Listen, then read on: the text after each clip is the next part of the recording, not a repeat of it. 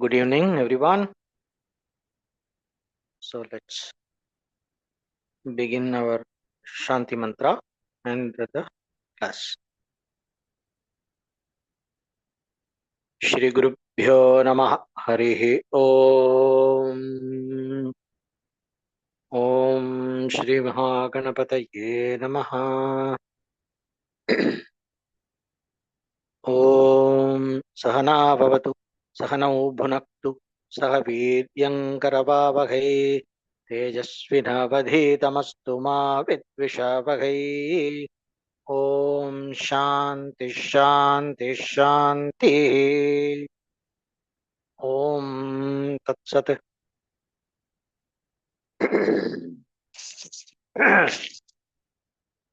Okay. So,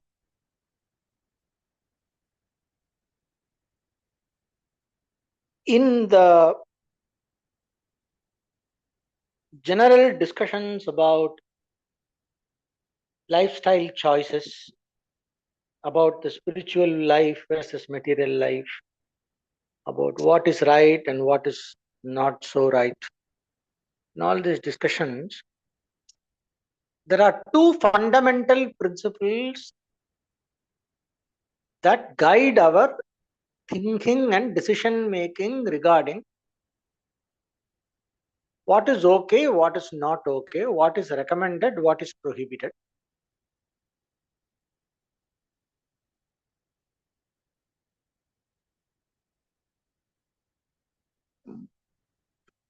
And what is essential.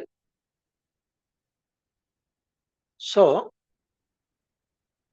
these two principles. One, preyas versus shreyas.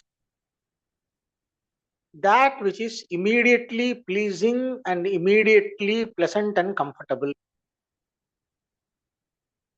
which may or may not be good for me in the long run. Because sometimes even the things which are good in the long run are also comfortable and pleasant in the short term. It is not necessary that anything that is good for me in the long term has to be bitter and unpleasant right now, to be difficult right now. That's not necessary. It's not like a rule. Many things happen to be like that. You struggle now, you will be happy later, which is true for many cases, but that is not the law of life. It is possible that it is pleasant now also, it is good later also.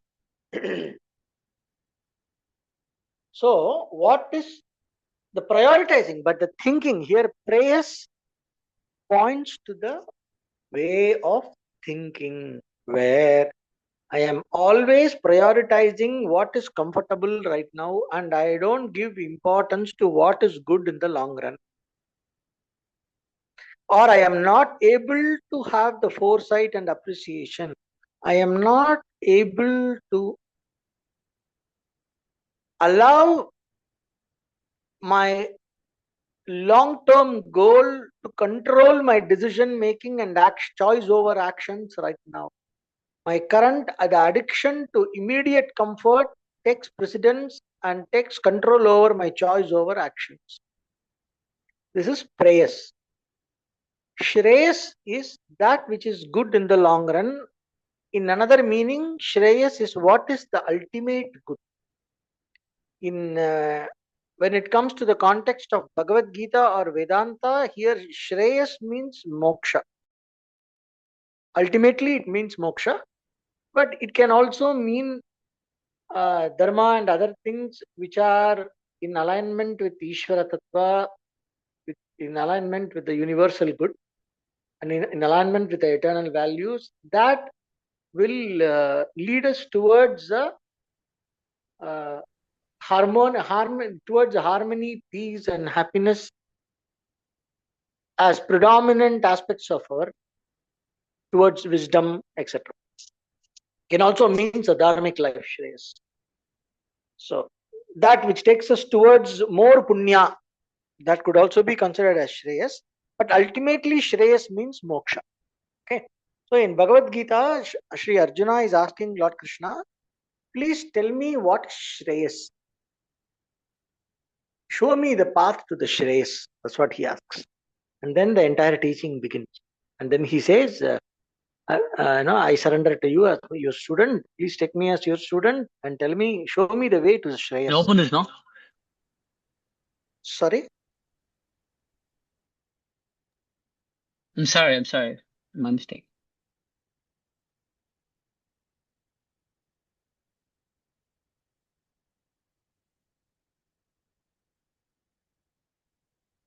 Okay. I thought something was wrong with my mic. Oh, how much I prefer a live class instead of the Zoom thing. Okay.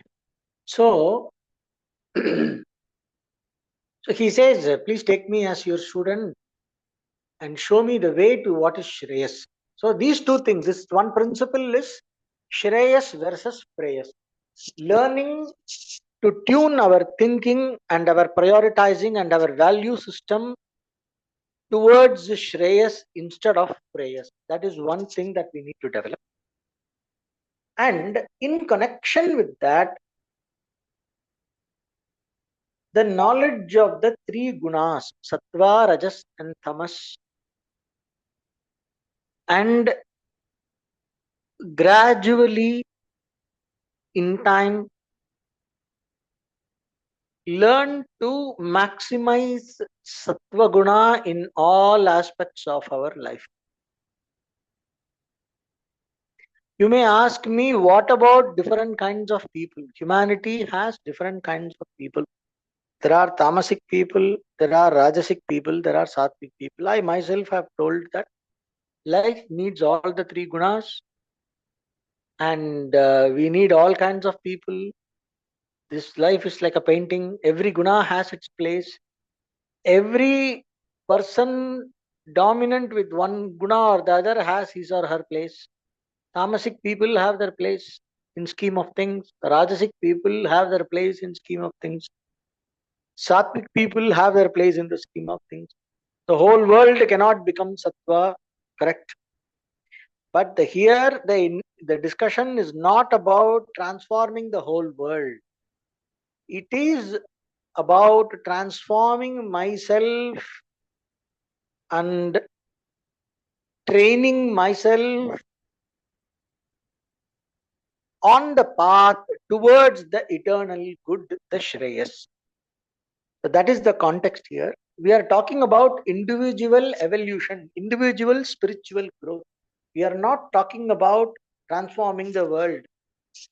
First thing we do is like we have this, Uparamaha, one of the values that we need to develop as we proceed in our path towards freedom, peace, and eternal happiness, which is called moksha. One of the first thing we need to cultivate is uparamaha. What is not my problem, I don't poke my nose in it. Right? The world is not my problem. I did not create this world.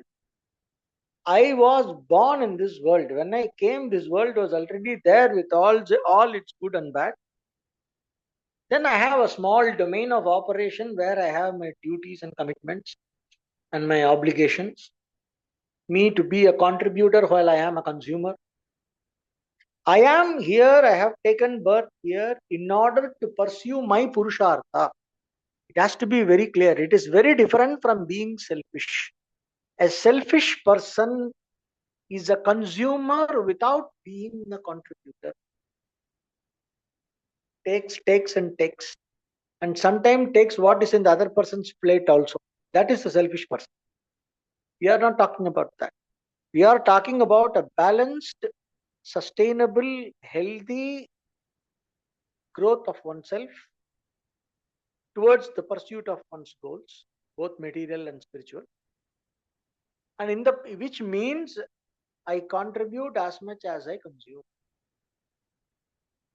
After I leave this world, I don't leave back a mess. I leave back something what I better than what it was when I came, at least in my immediate circle. So that is called being a contributor. In Tamil, we say Kudiseival. It's called Kudiseival. Tirukkural, there is a 10 verses about Kudisaival, how to bring the best for one's own community, family, society in which one is born in. So, I am here to pursue my goals. That has to be very clear. And in that process, I do what I can in order to make some things better within my domain. And it is not my job, it is not my within my capacity to change the world. If I have to be used by the Supreme Being as an instrument in order to bring a great change in the society, I will be pushed to do that. And things will move, things will happen. So that is like 1 in a million person. I don't have to be arrogant enough to assume that I am that person. So if I am sincere in pursuit of my goals, if I am supposed to be, if I am supposed to be the person who has to be instrumental in bringing a great change in the society, it will happen automatically. I cannot stop it. It is a certain kind of a collective karma working through me, and like an instrumental birth that cannot be stopped even if I try. So one need not bring such cases into normal discussion. These cases are exception. Now, if I have to be a great change maker, a facilitator of phenomenal revolution in any field, me as a change agent, that is already in part of the collective destiny. I can't do anything about it. And that is a rare phenomenon. So these are all exceptions. So exceptional lives need not be discussed in our routine discussion, right? So we have a tendency these days to always pick up some exceptions and exaggerate their importance and impose it and push it down the throat for the majority of the population, like how they do with this LGBTQ, yeah, whatever is A to Z, that activism. It's like a small portion of the population, they need to live peacefully. They should not be harassed and all that. That is fine. But that doesn't mean, you make it part of the main discourse and create a ruckus around in the society and confuse the kids and confuse the parents, confuse the educational system and everything, like how the leftist anarchist people are doing all over the world. So this is called, and this kind of thinking comes everywhere. If they say, for example, monogamy and monoandry is a virtue. A woman having being devoted to one husband and the husband being devoted to one wife is a virtue. Rama Vigrahavan Dharma. Lord Rama is a exemplary person for Dharma. So we learn from his actions and his the values that he represented. They say also, do what Rama did, follow what Krishna says. There's a famous saying here. Try to do what Krishna did. So this is a virtue. Now we can bring in exceptions.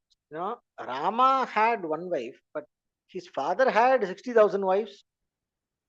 Then they will say, if a woman has to have only one man, why did Draupadi have 5 men?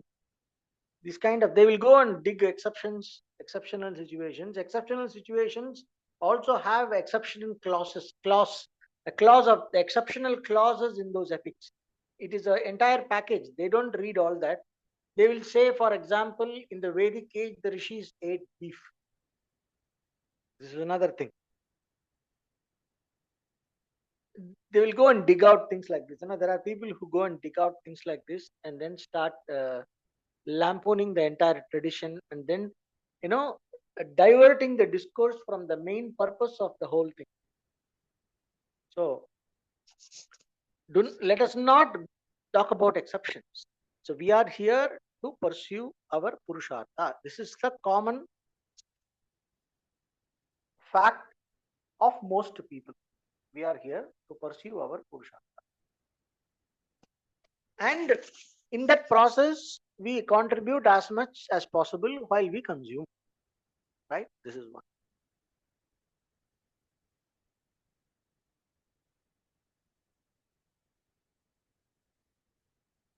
Now, as I live my life and as I embrace my nature as a sattvic person, tamasic person, rajasic.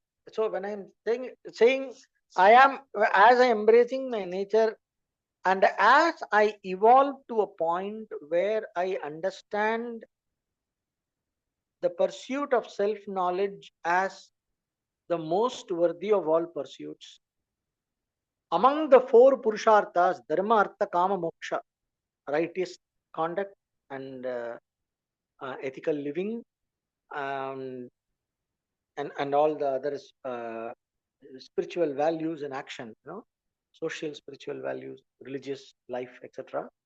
All that, and then there is accumulation of wealth and security, then pursuit of various pleasures, dharma, artha, kama. These are all part of life, nothing wrong. And there is moksha. When moksha starts making sense for me, moksha purushartha starts making sense for me, which is I see that there is a possibility for peace and happiness that is not affected by anything that is permanent, and it is a possibility for getting out of this matrix of struggle. There is a possibility of getting out of samsara. There is a possibility to get out of this cycle of birth and death.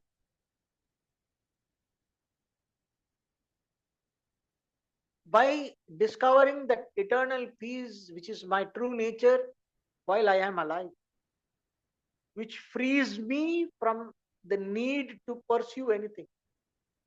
So the true freedom is not freedom to do what you want, is freedom from all kinds of want and needs. Right? So I see that such a thing is a possibility for each one of us. That is a possibility for me if I am devoted enough to that goal. When I see that, when I hear that as a possibility, if I am intelligent enough, I wouldn't look for anything less. If I can get that, why should I go for something less? If I can get the infinite, why should I go for anything finite? Again, every time, you do something, then you get something, then you hold on to that, then you lose that, again you get some other, pursue something else, you grab that, you hold on to that, then you lose it. Goes on and on and on. And then I see that, oh, I am doing all these things because of ignorance. I am basically groping in the darkness. If I wake up, I will see that I don't need all this. I am complete as I am. If I am complete as I am, if I am a millionaire, why would I go and look for some scraps of change here and there and go and beg? I will not beg. When I know I am rich, I will not go and beg. Similarly, when I know I am complete in myself, when I know I am Sachidananda, I will not go behind anything else. So when I realize this such a thing is a possibility, and I wake up to moksha purushartha, then my definition of Shreyas becomes moksha. Moksha is what is Shreyas. Nothing else is Shreyas. I come to that understanding. Okay. So, so that is my Purushartha.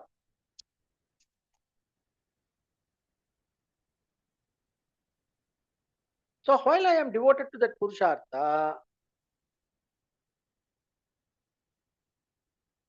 I see what is going to help me. So it is all about my pursuit of the Purushartha and not about transforming this world. Right? So why we started this whole discussion is because of Sattva, Rajas and Tamas. Humanity and this creation is a collage of Sattva, Rajas and Tamas, things that are Sattvic, Rajasic and Tamasic, situations that are Sattvic, Rajasic and Tamasic. So all kinds of energies, everything together, the Srishti goes on. When Sattva, Rajas and Tamas comes to perfect equilibrium, it's called Pralaya or the cosmic dissolution. And it has its own rhythm. It goes on by itself, by its own laws. It is not within my control. It is that which sustains me as an individual. I cannot do anything from the course of events. Even if I am a great revolutionary and a person who effects that exceptional personality who brings a great change in the way the humanity lives. Even if I am such a person, you look back in history, how many such persons came and went in the entire history, and how much did they influence? If you look around, certain patterns don't change at all. No matter how many peace ambassadors take birth, every year they are giving this Nobel Peace Prize to some fellow or the other. Let's forget about the political part. Let's assume that they bring some peace. Okay, is there peace in the world? If we look back in history, was there ever complete peace in the entire world? No matter the yuga, Satya Yuga, Treta Yuga, Dwapara Yuga, Kali Yuga, in all the four yugas, there was never complete peace in the world. There was more dharma, but still people were fighting dharmic wars. There were always asuras and devas and the manushyas, the demonic beings, the humans, and the divine beings. There is constantly something or the other going on. It happened in all the yugas, in all the ages, in all the eras. If America is peaceful, Africa, somebody is fighting and dying. If Africa is peaceful, Asia, somebody is fighting and dying. If everything is peaceful, in Europe, somebody is fighting and dying, or in Australia, somebody is fighting and dying. And there are, if you look in nature, there is so much of cruelty in nature, and also there is so much of love and virtue in nature. So it is a complete mix, and this mix never changes. This is what when we understand, we will stop meddling with this world and try to change the world and try to make the world peaceful. The world is what it is. Sri Ramana Maharshi says, if the road is thorny, you don't have to change the entire road. You just have to wear your slippers, because that is a practical solution. Making the road smooth is not my job. It is the job of the government. Probably I can appeal, but until the road is cleared, I have to walk. Right? I cannot wait for the road to be cleared for me to walk. So until the road is cleared, I need to wear a slipper so that I can walk without being affected by the thorny or the stone-filled road, pebble-filled road. Right? Similarly, the world, whatever we need to do for this world to change, with all your great ideals, I appreciate it. While that is going on, can we also try to explore how to protect ourselves from this world, and how to, in parallel, how to bring the highest peace and highest good and the highest happiness within myself? Can I also try that in parallel? Now, if you are a very ambitious person to solve the problems of the world, I would appeal to you that why don't you also try to do that first within you, so that you are more equipped to contribute to the world. So this is what all the saints and sages recommend. All the saints and sages, no matter the era in which we live, no matter the religion, no matter the spiritual tradition, all of them always bring the game back to the individual. They point us back to ourselves and ask us to work with ourselves. No matter where you go, this is where it comes. Even the bodhisattva person who is, striving for the enlightenment of all beings, in Mahayana Buddhism, there is this bodhisattva thing. So he takes a great vow that I will not attain nirvana until all beings are enlightened, or attain nirvana, something like that. So even that person pursues self-purification and sadhana for the benefit of all beings. What is he doing? For the benefit of all beings, the bodhisattva is working within himself or herself. So the journey always begins within us, right? So what we do, we while we understand that the sattva, rajas, tamas nature of this world cannot be transformed into Shuddha Sattva, that is not possible. We also understand it is absolutely possible for me to become maximum sattvic. In order for me to qualify for the experience of moksha while I am alive. There is this mantra they chant when a monk visits your house. Nakarmanana prajayatane tyage naike amritattvamana suho, like that it goes. In that, there is a line. Sannyasa yoga yatayah shuddha sattvaha te brahma loke tu para anta kale paramrita, like that it goes. So sannyasa yoga yatayah shuddha sattvaha. So the mendicants, the saints who are devoted, the renunciants who are devoted to the yoga of sannyasa, those who are devoted to renunciation, they are committed to Shuddha Sattva. Those of the nature of Shuddha Sattva. Right? Now, sannyasa, if we take as a quality of mind, if we are going towards that, one need not become a monk. One need not become an official monk. Not all of us need to become an official monk. That is not necessary. It is a social institution. It's a socio-religious institution. If it is appropriate for us, we may. But it is not essential. Okay. But the qualities that sannyasa represents are essential in order to experience moksha while we are alive. That quality is Sattva Guna, Shuddha Sattva. It is also there in Patanjala Yoga Sutra. Sattva Purushayoho Shuddhi Samye Kaivalyam. There is a sutra. If you read that and read the commentary, you will understand. So, the Sattva here, Sattva Purushayoho, Sattva here means mind.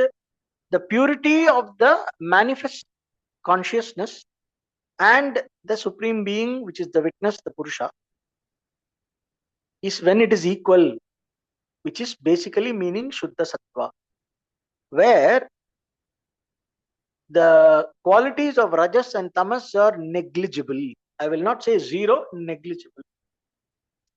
So the Shuddha Sattva, cultivating Shuddha Sattva becomes the ideal, becomes the sadhana. So the main point of sadhana, it becomes cultivating Shuddha Sattva. So from this context, if we see,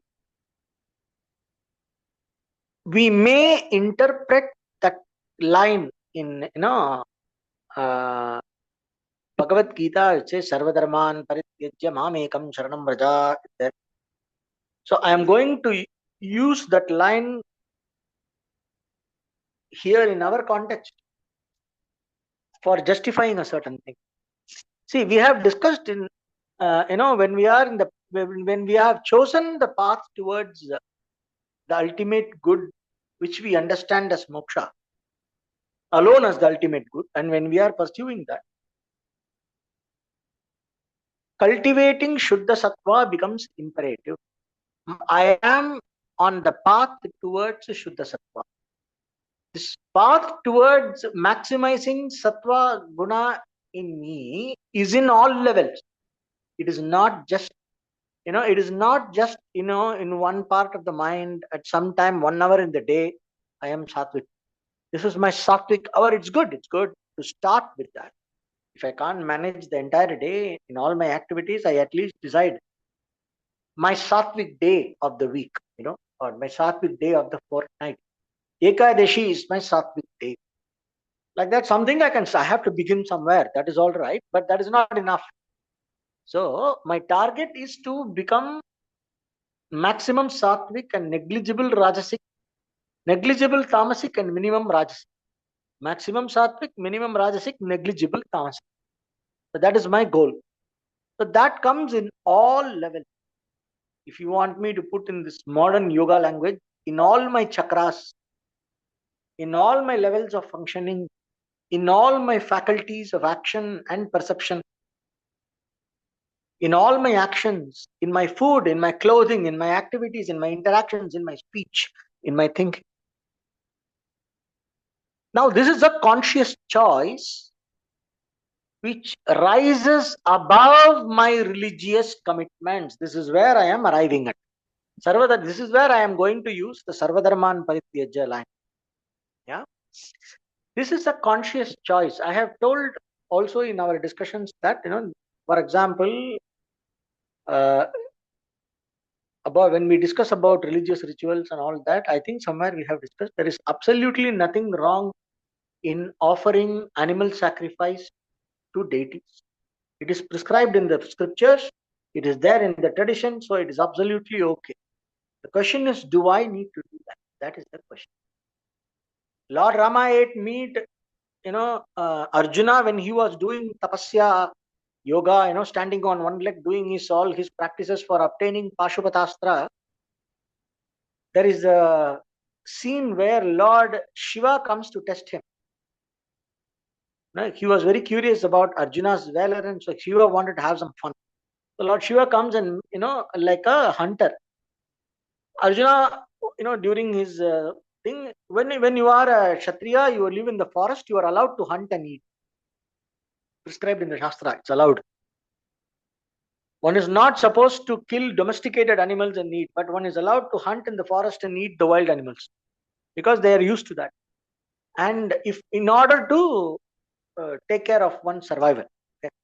And the prescription is different for a Brahmana versus Kshatriya versus Vaishya versus Shudra. So basically, the permission to eat meat, to hunt, etc., changes according to the nature of the person. If you are a person devoted to knowledge, the rules for you are different, like the recommendations are different like that. So Arjuna, being a warrior, he is allowed to hunt and eat. And he was doing his tapasya, which includes pranayama, which includes asanas and everything. So he was hunting a wild boar. And Lord Shiva was also hunting. So when he went and there were 2 arrows on the wild boar, and this Lord Shiva, as the hunter, is contesting. My arrow hit it first. It is my boar. And then Arjuna says, no, this is my boar. So okay, they decide, okay, we both are warriors.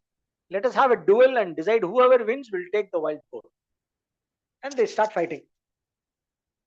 And Arjuna has never seen somebody like who could challenge him at this level. He was the top fighter in the world, and he never saw that somebody could challenge him like this. Some random hunter in the forest. How is he challenging me like this? And then he says, "Hey, who are you?" And then Lord Shiva gives him darshan and all that. The story goes. So basically, the point is Arjuna was eating meat in the forest while doing tapasya, while practicing severe austerities. He was eating pork. That's what it is, right? So we can all eat pork while doing yoga. That is the conclusion some people can come from reading this. That is where is the problem. You are not Arjuna. And Arjuna was living in Dwapara Yuga. We are living in Kali Yuga. The physiology of Kali Yuga is different. So we will have to take the recommendations of the saints and sages from Kali Yuga. Did Shankaracharya eat meat? Did Ramanujacharya eat meat? Did Madhvacharya eat meat? Did Ramalinga Vallalar eat meat? The 18 Siddhas, what do they tell about eating meat? So we have to go like that. And what is recommended? What Saint Thiruvalluvar recommends about diet? And what the exemplary personalities who live in our age, what have they demonstrated? Yad yad acharati shreshtaha. Last class we discussed that. So we have to look at that and not go for some situation from, you can not hunt for whatever situation that fits our convenience, that feeds our convenience, and then try to get evidence and say, see, I am spiritual, but still this is all has been there in the scriptures. So I can do this, I can do that. This is a situation where we have to see how we are motivated to think. See, information is given. All the information we want is out there. But interpreting that information and arriving at a conclusion, that is decided by what purpose your logic is serving. Logic is a double-edged sword. A logic can justify something, can also dismiss the same thing. I can find a logic to justify this X. I can also find the logic to dismiss X. Right? So logic is only a tool. What matters is the Shraddha. With what Shraddha I am operating that logic. With what Shraddha I am interpreting the given set of information and data. That's what matters. So as a person committed to moksha, one of the fundamental things I require is maximize sattva, minimize rajas, and arrive at negligible tamas, which means certain non-negotiable things in all levels of functioning, in every level of functioning, which is a conscious choice based on my purushartha. And this conscious choice of me as the one who is devoted to the eternal good, which is moksha for myself, overrides my religious commitments. That is the key point. If my religion requires that I sacrifice a goat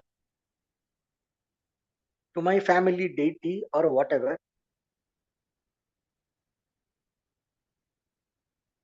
if I am committed to Shuddha Sattva, if I am committed to moksha, I can delegate that responsibility of the family deity to somebody else. I can get out of this responsibility. I can renounce this responsibility and go and tell the family deity, now I am renouncing my religious responsibilities for this family. I am devoted to moksha. I am not going to kill any being. If you want only me to do puja for you and offer, then please let me know what is the vegetarian alternative I can offer for goat instead of sacrificing a goat. You can tell your family deity and continue your sadhana. Your family deity will come in the dream and tell you this is okay. You don't have to sacrifice a goat. You can give me tair sadhana, no curd rice. Lord Bhairava, for example, there is a deity called Bhairava. Lord Bhairava is to be worshipped with meat and alcohol only. That's what they do in North India, right? In Varanasi, Kala Bhairava temple, they will offer alcohol and they will give alcohol as prasadam, midnight puja. And that is how it is to be done, and there is nothing wrong in that. Now, do I need to participate in that puja? Do I need to drink alcohol? Is up to me. I am not going to go and change the tradition, but I can always walk out. Right? Similarly, if I am born in some other religion that requires me to sacrifice a goat or whatever, and make biryani, once in a year for whatever, I don't have to do that.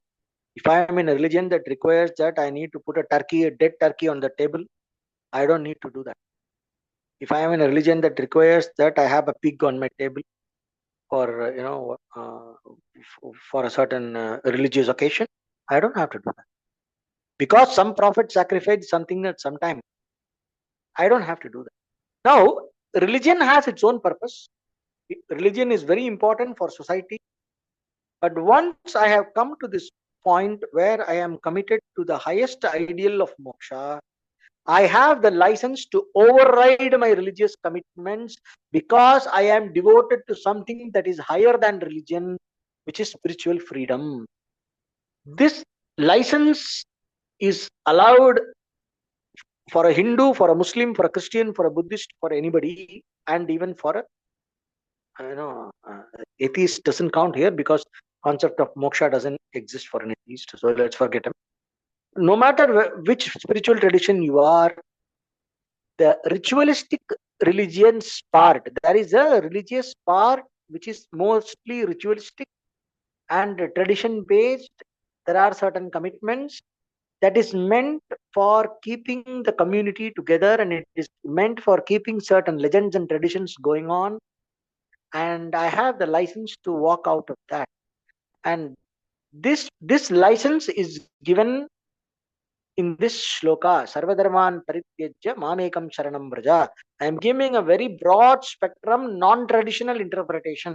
Here it means renouncing Vaidika karma and taking sannyasa. That's what it means. But I am using that for our modern context where the institutions and everything is a chaos, and trying to tap into the principle that governs this shloka. And I'm saying, I have the license to override my ritualistic religious commitments in order to become Shuddha Sattva. If I am devoted to becoming Shuddha Sattva, maximum Sattva, minimum Rajas, negligible Tamas, for the sake of moksha, not eating meat, not killing, absolute ahimsa becomes imperative. That is how I become a vehicle for grace. That's how I open to grace. The one who kills another life for feeding one's own life, how can such a person command grace? That's what Thiruvalluvar asks. Yenganam aalum arul. How will he have a command over grace? And without grace, there is no liberation.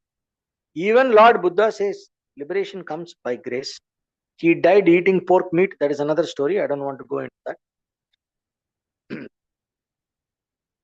Non-violence means you don't eat meat. You don't take bhiksha meat. Even if you are a monk, if you are a Buddhist monk, they will say you should not cook meat. But if somebody offers meat, you can have. Then what happens when you are eating?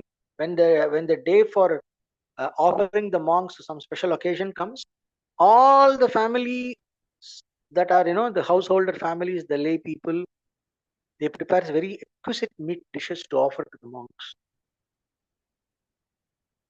Then how do they get that meat? They buy the meat from the market. So it's the whole cycle goes on. So this kind of half-baked rules don't work. Every yogic saint who is devoted to Shuddha Sattva has absolutely said, without mincing words, very clear, eating meat and success in yoga don't go together. Especially when you are devoted to the purpose of yoga, which is moksha, or preparing you for moksha. Right? So, in the process of maximizing sattva, I have to make my body sattvic. I have to transform my actions into sattvic actions. All my organs of action, my feet, my hands, my mouth, my genitals, my excretory organs, all of them are tuned to the principles of maximizing sattva. My organs of perception, what I see, what I hear, the music I hear, the movies I watch, the sceneries I see, the food that comes through my five senses, the food that I taste, the smells that I smell, the kind of touch I receive, the clothes that I wear, everything.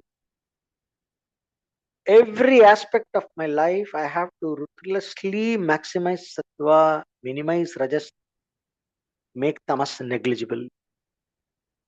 And the principles are given in our texts, in Dharma Shastras, it is there in Bhagavad Gita. Just 2 chapters of Bhagavad Gita is enough. If I look at 16th and 17th chapters of Bhagavad Gita and the 14th chapter of Bhagavad Gita, I will very clearly understand what is sattvic. There are different kinds. The sattva guna in different aspects of life is given in these 3 chapters. In attitude, sattva in action, sattva in food, everything is given. All I do is make a list of all that, and then make a checklist for myself. Look at my life and diligently replace all the rajasic with sattvic, right? And maximize sattva, which includes me leaving my coffee. I understand that there is somebody jumping about my coffee there. It's okay. It includes, there is no compromise in. For example, there was this very great Vedanta teacher. He is known for using snuff. Snuff, that tobacco that The powder they inhale through the nose. He is famous for that. Very famous teacher. But he is known for ruthless honesty. If somebody asked him, you are talking all this and then you are using tobacco, you are doing tobacco snuff and you are inhaling it. He says, yes, very good question. It is wrong. I got addicted to it. Ideally I should leave it. I am working on it. Whether he left it later or not, I don't know. Yeah. So all of us have certain Rajasic and Tamasic habits that come from our cultural background, like coffee for me. So every culture has its own thing. Every cultural background has its own thing, their own indulgences, their own licenses. For example, if I am from North India, leaving chai will be very difficult. Chai is much more destructive for prana than coffee. And if you are going to do some Urdhvaretas pranayama, you cannot drink chai, period. It's like it brings down the prana like tobacco. So it cannot be had. If you do drink chai and do dhyana bandha and mula bandha and all that, there will be a huge conflict in the energy body. So chai cannot be had, as there is no more discussion on that. So then it will be very difficult for a North Indian to not drink chai, for example. For a Bengali person to not eat fish, very difficult. It's a cultural thing. So there are some occasions. So if you are from a Christian background, not to eat your Christmas turkey in your family Christmas dinner or lunch, very difficult. You know, if you are from an Islamic background, not to have your biryani or mutton or whatever when they offer, very difficult. If you are from some community where they offer, there are these different Hindu communities where they offer animal sacrifice to the family deity and then they give the prasadam. Everybody should have.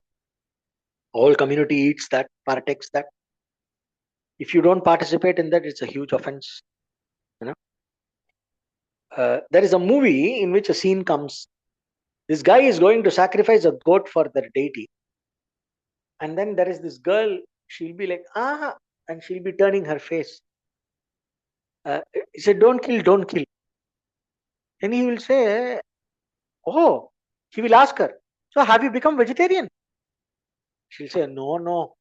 Then what is the problem? Without killing that, how are you going to eat? You go that side. They say, "Konna paon dinna boche." The sin of killing is gone when you are eating. Please go that side and we will do the sacrifice. And she turns away and then he sacrifices this goat and everybody is eating. And this girl is shown to enjoy eating that, that mutton dish. So it is important not to be a hypocrite. Everybody has this, everybody has this daya. Most people have this compassion, this kindness. It is shown that, when people are given a choice to participate in the killing process before consuming the meat, most people opt out of it. They don't want to be part of the killing process. But they are okay to go and pick up that meat from the supermarket and then have, right? These vegan activists take it to an extreme with milk and everything. So the problem is industrializing. Industrializing the milk is actually for milk will not come under animal cruelty, provided it is taken in the way it is supposed to be taken. And it's a huge discussion. But milk is approved as sattvic food, provided it comes the way it is supposed to come. Okay. Commercial milk is tamasic. Anything commercial is tamasic. So forget about it. Anything that is done in a mass scale is tamasic. So beyond the point, we cannot take control of all aspects of that. So we do what we can and we try to make it better and better. And we don't get too militant about sattvic lifestyle, because that would become a rajasic approach to maximizing sattva. So the approach to maximizing sattva also needs to be sattvic. So while I am in my path to maximizing sattva in my body, in my actions, in my speech, in my thought, in my attitude, I should also pursue it in a non-aggressive manner, in an objective manner, driven by knowledge, and not make it like a very, aggressive thing where I am disrupting everybody's life around and disrupting my own life and making life miserable. So it's like some, one of my, I have seen some,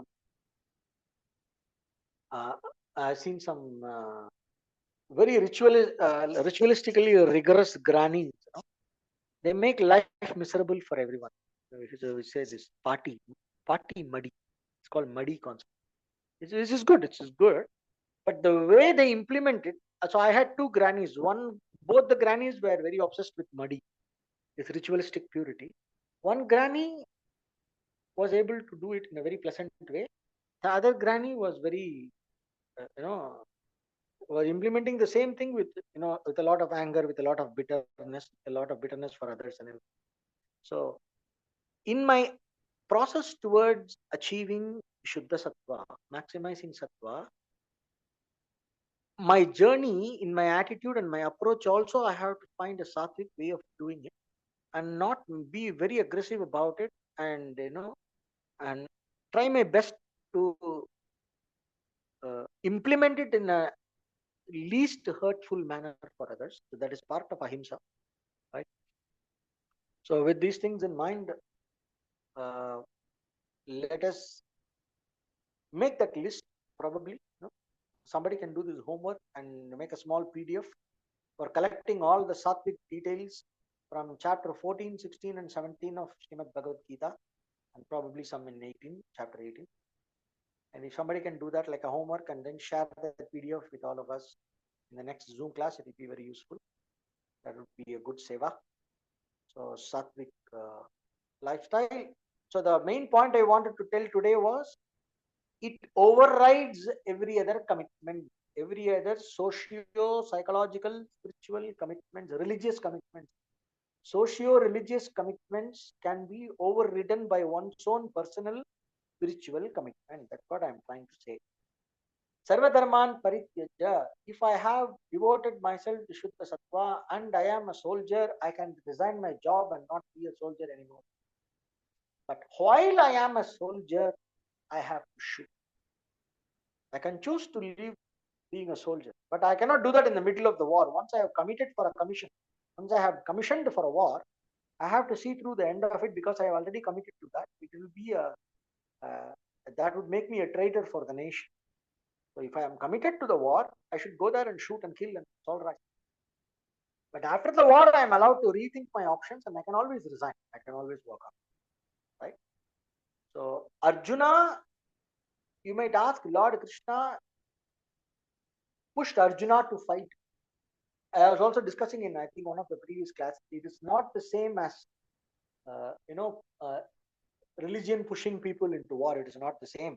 It is Arjuna pushed to become more objective about his current commitment and facilitating clarity in him about what is right and what is wrong, and that changes from time to time, place to place, and person to person. For Arjuna, at that time, in that place, the right thing to do was to fight. For the same Arjuna, in some other time, in some other place, maybe Krishna would have said something else. So, having come to the war, when thousands of soldiers are behind you waiting for your inspiration, when the entire country is looking up to you, that is not the time to put down your bow. That is the point.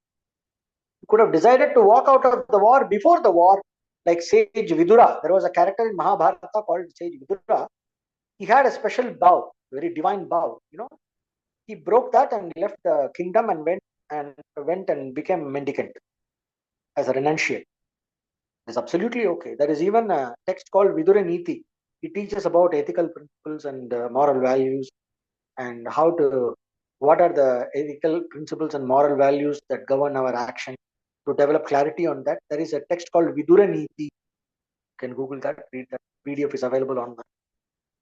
You can also buy the book. Gita Press has Vidura Niti published. You can read that. This sage Vidura left before the war. Arjuna could have left like that. He did not. He came there and got confused seeing all the people, oh, they are my people, they are my uncle, my grandfather, my teacher. That my was the problem. The problem for him was not war. So he had to fight. So the approach there, that is the approach. Objectivity in decision making is sattva guna in the intellect. So the teaching for Arjuna was to get up and fight for that context. Yeah. So it is all depends on the context and understanding, and it is a growing clarity. It is a difficult thing. It's a growing clarity. But my commitment to sattva overrides my religious commitment is the general rule, which can be applied if my commitment to moksha is serious. Each one has to decide that for oneself. And we cannot impose this as a blanket rule on society. It is only for individuals' sake. It is not for mass consumption. This also we have to be very clear. So with this, I will finish the discussion. And any questions you might post, I will wait for a minute for questions. Any questions that have just popped up in your head right now during the discussion, you can post. Or anything else from before you have been holding the question for the end of the class, you can post that also. Time is 2 minutes.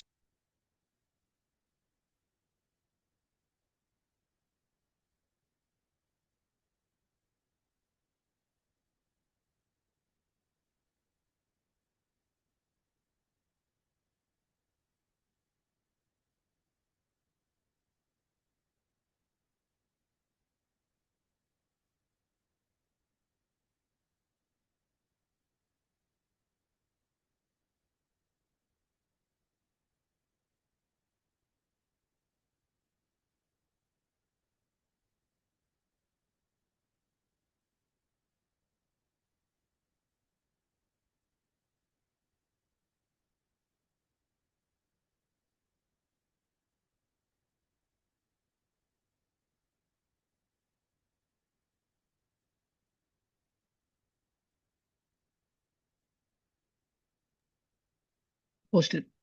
Namaste. Posted? Hold on. I was checking if somebody sent me a question in WhatsApp. Discipline is always difficult. Wherever the discipline is difficult, that means that is telling me that discipline in that domain is more important. It is telling me to prioritize discipline wherever it is more difficult.